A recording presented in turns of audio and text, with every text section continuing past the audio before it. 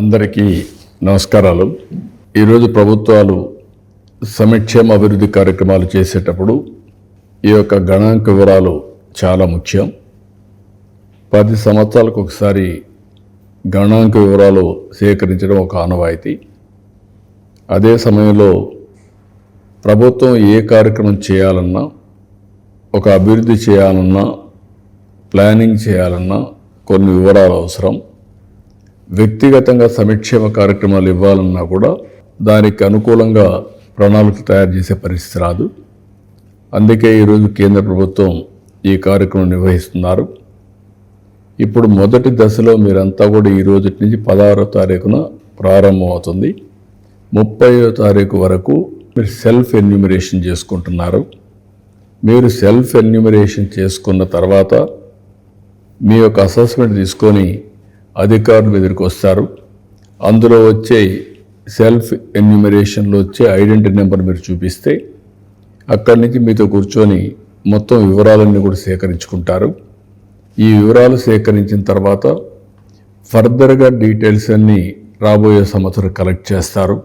అంటే పూర్తి వివరాలు సేకరించి అటు కేంద్ర ప్రభుత్వ ప్రణాళికలు తయారు చేయడానికి కానీ, రాష్ట్ర ప్రభుత్వ ప్రణాళికలు తయారు చేసుకోవడానికి కానీ, అదే సందర్భంలో మీ యొక్క వివరాలు తెలిసిన తర్వాత ఎవరెవరికి ఇళ్ళు లేవు, లేకపోతే ఎవరెవరికి ఎలాంటి వసతులు లేవు, ఇవన్నీ కూడా వివరాలు ఉంటాయి.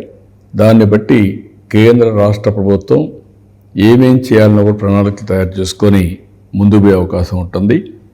ఏ కుటుంబ వ్యక్తిగత వికాసానికి కానీ, లేకుంటే సమాజ వికాసానికి కానీ ఈ సెన్సస్ చాలా ఉపయోగపడతాయి.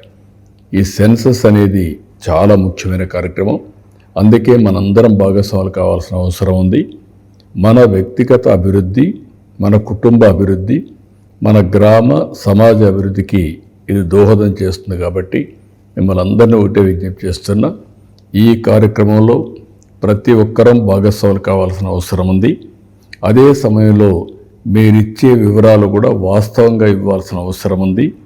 ఎప్పుడైతే వాస్తవ వివరాలు ఇస్తే అవన్నీ ఎక్కడ బయట చెప్పే పరిస్థితి రాదు. తద్వారా మీ వివరాలు గోప్యంగా ఉంటాయి.